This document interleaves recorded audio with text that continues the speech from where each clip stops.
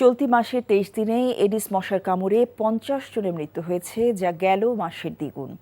পরিস্থিতি নিয়ন্ত্রণে ১২টি টিম গঠন করেছে সরকার।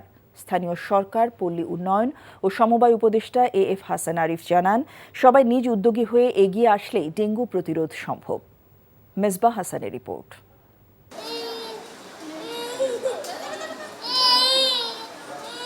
শিশু জিহাদের হঠাৎ জ্বর, তারপর কয়েক ধাপে প্লাটিলেট কমে যাওয়ায় শেষমেশ ঠাঁই হয়েছে হাসপাতালে।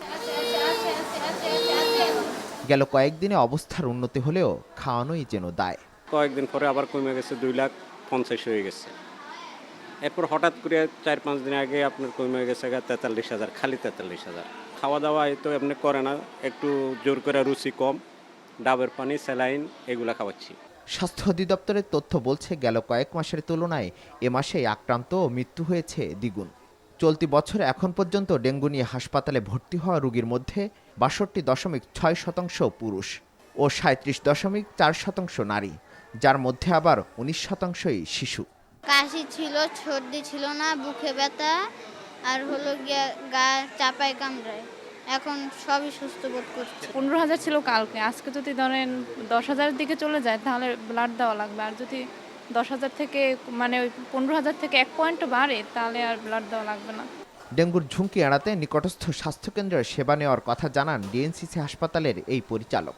রোগীরা যথাসময়ে আমাদের কাছে আসছেন এবং এইভাবে যদি আসেন বা সময় মতো তারা যদি ডাক্তারের কাছে আসেন তাহলে অবশ্যই মৃত্যু প্রিভেন্ট করা সম্ভব। ঢাকার বাইরের রোগীদের কষ্ট করে আমাদের ঢাকাতে আসতে হবে এমন নয়, কারণ প্রতিটা জায়গায় কিন্তু একই ধরনের চিকিৎসা ব্যবস্থা আছে।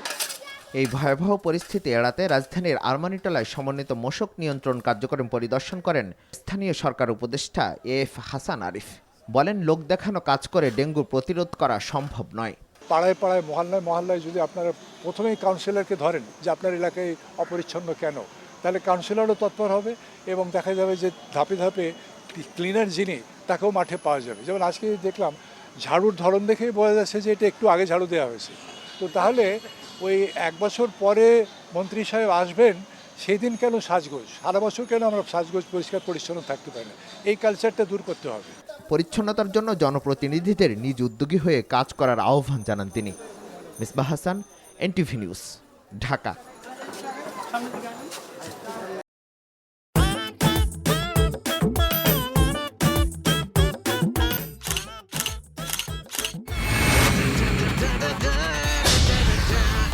Thank you so much. শুধু থ্যাঙ্কসই দিবেন, আর কিছু দিবেন না? যদি দেওয়ার মতো হয় সো যে কোনো কিছু। খুব খুশি লাগলো আপনার সাথে ডিল করে। Deal done. হ্যাঁ, 50 লাখ। বিউটিফুল। আমি চাচ্ছি এই থার্ড ডেতে তোমাদের এনগেজমেন্টটা করে ফেলো। এখানে তো রতন নামে কোনো কিডনি ডাক্তার নাই। আপনি চিটার বাটপারে পাল্লায় পড়ছেন।